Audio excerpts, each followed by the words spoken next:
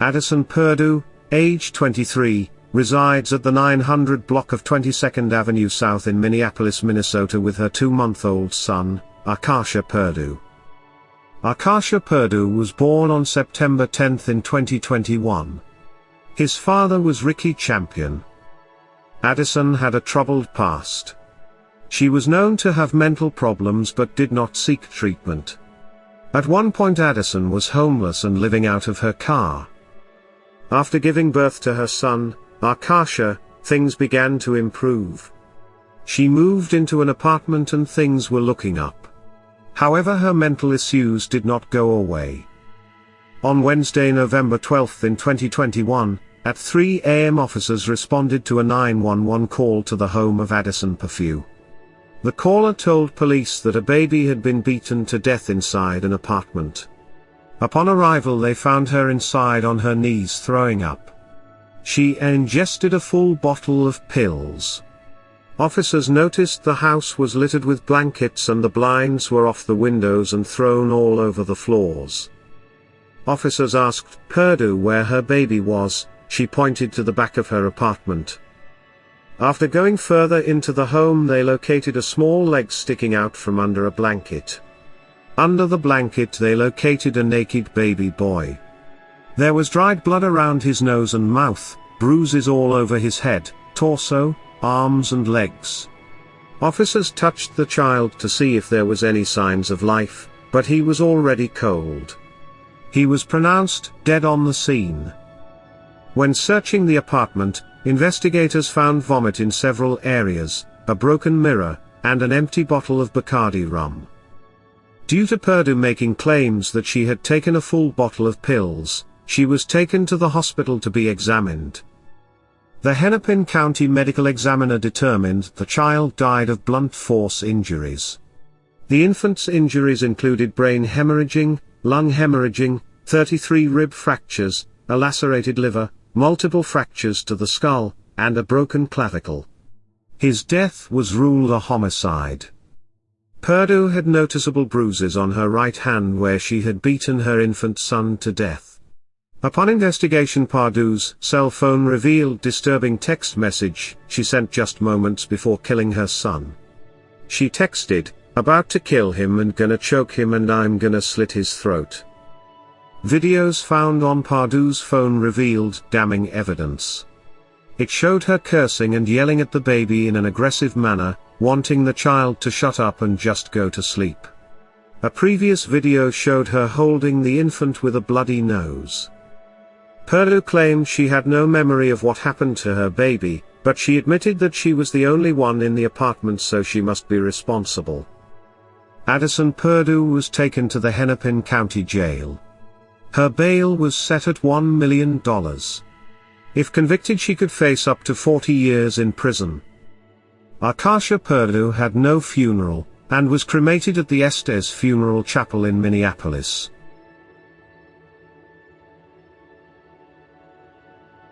Aaliyah Newell, age 20, went to Sullivan High School in Chicago, Illinois. She studied at Harold Washington College. She lived with her mother, Zara Newell, and her 2 sons, 2-year-old John Tavis, and 7-month-old Amir. Near the end of December in 2020, Aleah told her mother that she had to get her life together and left her mother's home, taking all her belongings, with her children in tow.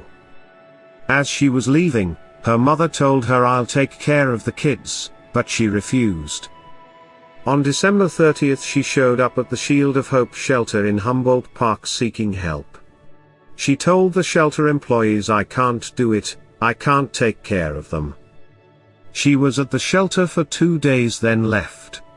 On January 2nd she dropped by her grandfather's house, 70-year-old Cordell Walker, to use his bathroom to bathe her children. Walker lives in Water's Edge Apartments in Chicago's South Shore. She ran water to bathe the children, then her grandfather asked to use the bathroom before she put the children in the tub. While he was using the restroom, she snuck up behind him with the towel bar and struck him in the back of the head, then got him in a choke hold. She then grabbed a knife from the kitchen and stabbed him more than 10 times with the neck, ear, shoulders, hands, arms, and mouth until he lost consciousness. After stabbing her grandfather, she went to her 7-month-old son, Amir, and stabbed him 19 times in the head, then put him in a tub of scalding hot water face down. She then went to the living room, cut a hole in the window screen, picked up her 2-year-old son, John Tavis, and tossed him from the 11th-story window. After throwing him out, she jumped out. John Tavis fell directly to the pavement. When Aleah jumped, she hit a scaffold on the 3rd floor that broke her fall, but she fell through the scaffold landing next to her son. A security guard heard the loud noise and came outside, where he found the mother and child, and called 911. At the same time, tenants in the apartment noticed that water was coming from the ceiling. When police arrived, they found Aleah injured outside. She had a broken ankle and wrist, but was awake. Her son, John Tavis, was pronounced dead on the scene. When they made entry into the apartment, they found her grandfather Cordell Walker miraculously still alive but in critical condition. They found 7-month-old Amir face down in the tub. His little body was covered in blisters from the hot water. First responders attempted CPR but to no avail. He was pronounced dead at the scene. Aaliyah Newell and her grandfather, Cordell Walker, were both taken to a nearby hospital. Both are expected to survive.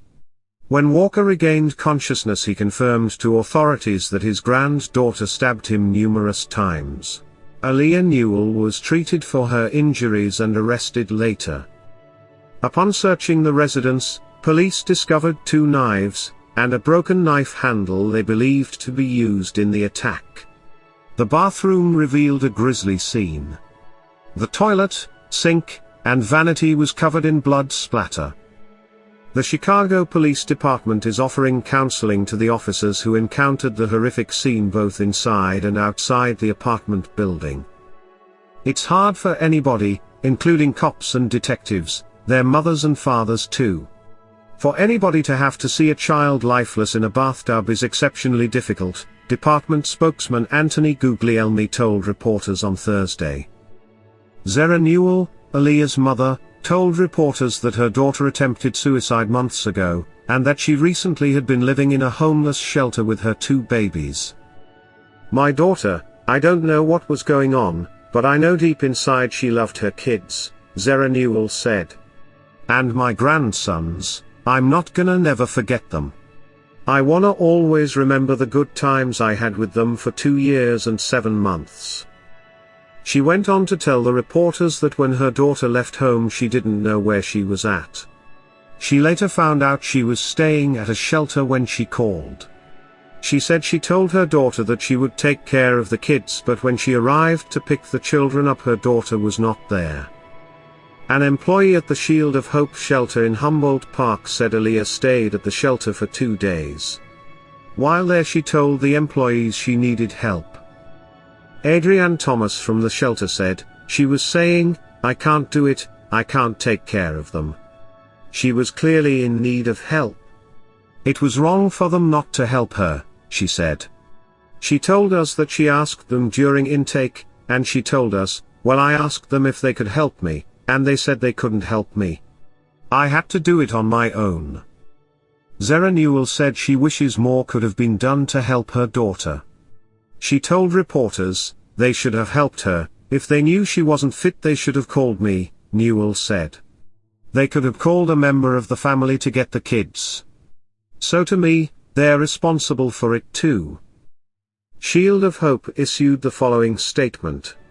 Shield of Hope, an emergency homeless assessment and rapid response center, houses up to 152 people every night. Despite reports in recent days, no family has been, nor will be, turned away. Our doors are open to all who seek respite. For the safety of our clients, we cannot release specifics on requests for services of individual clients. However, we can confirm that the family in question received shelter on the 30th of December and 12:31, and left on the morning of 1/1. We continue to pray for the family and those impacted by this tragedy. This isn't the first tragedy to happen to this family. Previously, Newell's two younger siblings were shot in a drive-by shooting. They both survived. Later in 2017, her older brother committed suicide. The murder of John Tavis and Aleah became Chicago's first tragedy in 2020. The Cook County Medical Examiner's Office ruled both boys' deaths as homicides. Aleah died as a result of multiple injuries from an assault, and John Tavis died of multiple blunt force injuries from a fall. Newell was charged with 2 counts of first-degree murder for the murder of her 2 young sons, and 1 count of attempted first-degree murder for the stabbing of her grandfather. She was appointed a public defender. Cook County Judge Susanna L. Ortiz ordered Aaliyah Newell, 20, to be held without bail during a bond hearing at the Layton Criminal Court building. The prosecuting attorney said that Newell attempted suicide over the summer. She was hospitalized, diagnosed with a mood disorder, and written a prescription. Ortiz ordered Newell be held without bail pursuant to an Illinois statute that requires a mandatory no bail in offenses where a life sentence may be imposed. Cook County Assistant State's Attorney James Murphy said Newell may face a life sentence if convicted, citing the victim's young ages, the double homicide and the brutal nature of the allegations. The United States has the highest rate of child homicide. When a young child is murdered, it's usually a parent who is the perpetrator. A Brown University study analyzed 32 years of arrests related to filicide. The study found that there are about 3,000 instances of filicide annually in the United States. Philip Resnick, an expert in maternal filicide and co-author of a 2007 World Psychiatry study, reviewed psychiatric studies on mothers killing their children and found most had depression, psychosis and suicidal thoughts. He found that women who murder their children were often unemployed, and in their early 20s. He also found that rates increase with economic stress, social isolation, and psychiatric disorders. Can filicide be prevented? This seems to be a very complex question. A few things are very clear to researchers. Easier access to mental health care, and awareness. If a mother shows signs of depression or suicidal tendencies and she has young children under her care, then statistically there's a 1 in 20 chance she will try to take her children with her if she attempts suicide. So mothers who have attempted suicide should be evaluated and taken more seriously. Family members should be willing to step in when they see the mother is getting overwhelmed, or suffering from mental illness. Addison Purdue murdered her baby boy by beating him to death. Most mothers are proud of their precious newborn, but not Addison. Her Facebook is littered with selfies of herself, and only a single photo of her son, which was posted by someone else. She was self-absorbed, and consumed with her own needs. It's disturbing that someone can take such a precious gift as a baby, and snuff out his short life. He deserved better. It's sad that someone didn't see something, such as the baby's father, family members, or friends. May Acacia Perdew rest in peace. Aleah Newell murdered her 2 precious sons due to extreme mental disorders. She asked the shelter to call CPS because she felt overwhelmed and needed help, but they told her she had to call them herself. When a mother asks for help, we should always do our best to provide that help. This shelter should have immediately called CPS, and assisted her in getting better mental treatment, maybe even hospitalization. There's no excuse for ignoring a cry for help. This does not excuse what Aleah did. She murdered her own 2 babies, then tried to kill her own grandfather. That is horrific, and she should be held responsible for taking innocent lives. However, there should also be repercussions for ignoring a woman who clearly needed help. There's no excuse for dropping the ball when 2 young lives hung in the balance. These precious boys could have been saved by a simple phone call. May John Tavis and Aleah rest in peace. That concludes this episode. Keep your eye out for the next volume, coming soon. If you enjoyed this video, consider subscribing.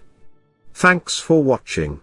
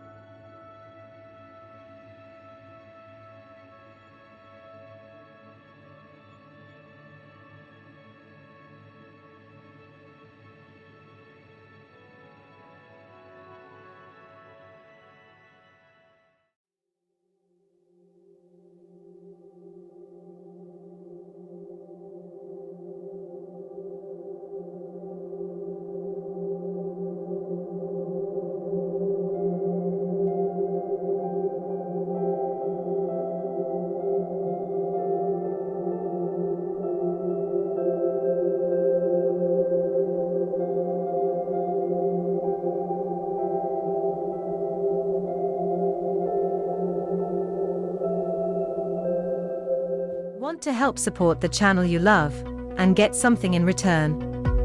Simply purchase some Elizabeth's Chronicles merch.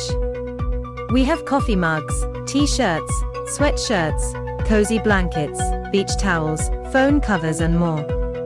Use the coupon code EC10OFF4U and get 10% off your order. The link to order is in the description area below this video. Thanks for helping Elizabeth's Chronicles continue to make the videos you love.